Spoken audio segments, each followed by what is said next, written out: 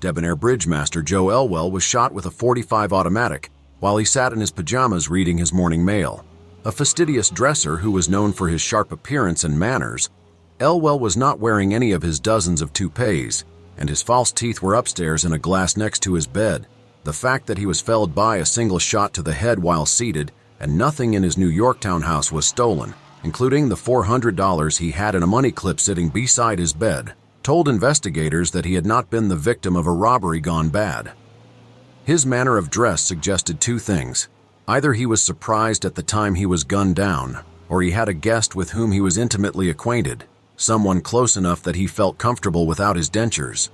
Elwell's brownstone on the east side of Manhattan was a veritable fortress, and only a few, 3 to be exact, people had keys to get in. However, Elwell's key could not be found after his death.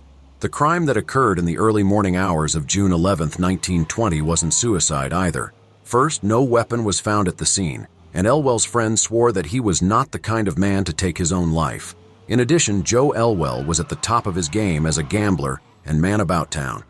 Based on the powder marks on Elwell's face, the coroner judged that the single shot was fired from 3 to 5 feet away. The bullet's path was elevated from horizontal, indicating that the shooter was slightly below Elwell when he or she pulled the trigger. Although Elwell was a ladies' man, gambler, thoroughbred racehorse owner, and stock speculator, he didn't have many enemies. Like many people at the top of the social ladder, Elwell had friends, and he had people who didn't like him. After his death, however, it was far easier for the press to find people with a low opinion of Elwell than it was to find those who actually liked him. Still, no one, not the press or the police, could find anyone who wanted to kill him, or even had a halfway decent reason to shoot him dead. The last night of Elwell's life was pretty much like many of the other nights of his life. He enjoyed a late-night repast with Walter and Selma Lewisone, a wealthy couple who inherited a huge fortune in copper securities from his father. They were joined by Brazilian journalist Octavio Figueroa and Mrs. Lewisone's sister, Viola Kraus. Viola had recently divorced German rubber magnate Victor von Schlegel, and in accordance with the custom of the time was conducting a coming-out-again celebration. Elwell and Viola danced for several hours at the Ritz-Carlton on Madison and 46th Street, not the Ritz that's in NYC now, where they bumped into von Schlegel, who was celebrating his own re-coming out with a woman he would later marry. At worst, the two groups ignored each other. Around midnight of June 11th, the Elwell party headed over to the New Amsterdam Theater roof on 42nd Street near Times Square, where they took in the latest edition of the Ziegfeld Frolics. The show ended around 1:30 or 2 a.m., and the group split up from there. Just what happened between the evening's end and the discovery of Elwell's dead body is as mysterious as the killer's identity. According to the group, the Lewisones, Figueroa, and Viola headed home in a taxicab, while Elwell said he preferred to walk home. Although Viola denied it, there were some rumors floating around that she and Elwell had a spat that night. If the group did go separate ways, very likely Elwell had something else on his mind than heading home. Times Square was a good 2.5 miles from East 70th as the crow flies. It would have been a long and risky walk for one man to make in the dead of night in early June. To be fair, his path does follow the BMT Broadway line, which, although it ended at the southwest side of Central Park, was the closest stop to his apartment. He still faced a lonely 13-block walk along two sides of Central Park to his apartment.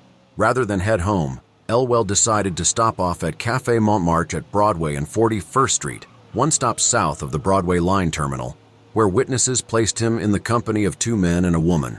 Another witness told police he saw Elwell alight from a roadster outside his brownstone shortly after 2:30 a.m. There were 3 other people in the car, he said. Shortly after 2:30 a.m., a call was placed from the Lewisone home to Elwell's apartment, telephone company records showed. The receiving party did not answer, according to the operator. At 3:45 a.m., a neighbor heard a noisy roadster stop in front of Elwell's home, but the man didn't see anyone enter. Some investigators believe this was when Elwell arrived home, but others insist that he was back in the brownstone before 3 a.m. Just when Elwell got home, and whether he took a cab, rode the still new subway, walked from Times Square, or was dropped off in a car with 1 or more people, indicates the difficulty police had in retracing the latter part of Elwell's last night of life. At 4:30 a.m., the middle-aged Elwell telephoned a friend in Far Rockaway but received no answer. At 6:09 a.m., Elwell put in a call to someone at Garden City, but the number he gave was not in operation. The milkman dropped off the day's milk at 6:45 a.m. and found the outer door to Elwell's exclusive walk-up lockhead. This was not unusual, for Freen's latter recounted that it was nearly impossible to gain entry into the building, unless Elwell was expecting visitors. The day's first mail drop occurred at 7:35 a.m. Elwell was very likely awake at that time because when he was found dead a short time later, he was reading one of the letters left by the postman. He kept no servants but retained a housekeeper, secretary, and chauffeur. It was his housekeeper, Marie Larson, who discovered Elwell's body shot one time through the head around 8:30 a.m., June 11, 1920. Before she summoned police, Larson removed a woman's pink kimono and other lingerie from Elwell's bedroom, wrapped them in brown paper and stuffed them in a washtub in the basement. Of course, she did not tell police about what she did. Larson failed to remove a pink silk dressing gown that had had the monogram cut off and denied to police that she knew the woman to whom it belonged. "Who belongs to this?" she was asked during the initial investigation. "I wouldn't know," Larson lied. "I'm only here daytimes." Mr. Elwell was separated from his wife. Unknown to police was that after she hid the lingerie, Larson called the woman and told her that Elwell was dead and that her clothing had been hidden. Police would not learn until several days later that the lingerie belonged to Viola Kraus, who frequently stayed overnight with Elwell. When that clue was revealed, authorities turned once again to Victor von Schlegel, but his alibi was ironclad. If jealousy was the motive, police had countless leads to run down. Elwell kept dozens of photographs of young ladies, mostly under 30 years old, to whom he taught the games of bridge and whist. There were plenty of husbands, fathers, boyfriends, and brothers who suspected that Elwell was as equally lucky at love as he was at cards. Games of chance were the breath of life to Elwell, and the greatest of all was the woman game, wrote popular mystery writer Arthur B. Reeve. "I think the murder was committed by a man. The question then arises, for what woman did this man shoot? Wife? Mistress? Daughter?" While many police looked for a male suspect because they felt no woman could handle a .45 automatic, others were sure the killer was a woman. "Elwell was not killed by a man," said criminologist Dr. Albert Weston. "It is a woman's crime. No husband or enraged brother shot Elwell. The pistol was held in the hand of a cool, determined woman. The murder was not planned or premeditated." Weston theorized that Elwell entertained a woman before going to dinner and that she was waiting for him when he returned the next morning. A fight broke out and she shot him. Almost everyone agreed that it was a crime of passion, centered around a woman, and was an impulsive murder born out of an argument. Only noted reporter Nellie Bly pointed out that a window near where Elwell was sitting was open, and the curtain had a hole or tear in it. But her theory that someone shot from outside the apartment does not explain how the unburnt gunpowder residue got on Elwell's face. Leads evaporated, alibis held up, the number of suspects dwindled, and theories didn't pan out. The Elwell case went cold for several years, although it remained a popular topic of discussion whenever the glitterati gathered. By 1923, Elwell's home had been resold. Von Schlegel had married his alibi, and Mr. Lewison was deteriorating mentally. Walter Lewison would eventually be committed to a sanitarium where he died under odd circumstances in 1938. He apparently wandered into a cabin on hospital grounds that was being fumigated and asphyxiated. The trail was cold except for the occasional crank whose confession to killing Joe Elwell was quickly shot to pieces. The Elwell brownstone was turned into a boarding house that was quite successful for a year or so, but then the place was left empty for a time. Some 30 months after Elwell died, the caretaker of the place, which had been listed on the rental market again, received some visitors, 2 men and a blonde woman. The caretaker later described the men as sporty-looking, and the woman was a little thing dressed very flashy. The woman told the caretaker that she wanted to rent the house, and he took the 3 of them on a tour. "They seemed mighty impatient until we reached the 3rd floor, he told police later. "There is a closet in the hall on this floor just outside Elwell's bedroom.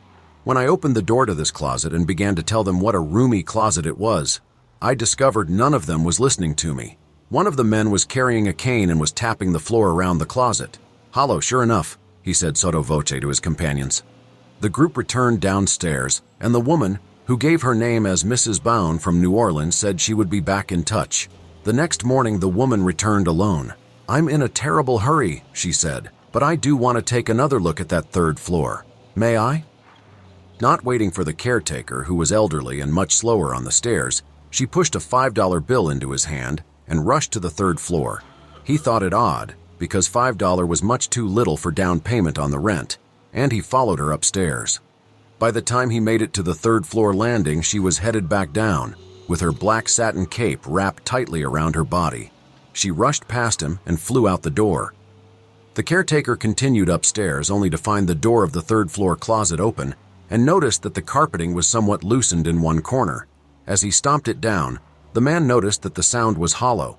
Police were summoned, and the floor was torn up. Sadly, whatever, if anything, they found was kept secret from the public because of the new developments. The woman in the black silk cape and her two companions were never located. Shortly before he died in 1935, New York County Coroner Dr. Charles Norris told a reporter, "Certain people have said I know Elwell's slayer. I do, but I also know that this person established an incontrovertible alibi." Norris never expounded on his statement, and his knowledge probably died with him.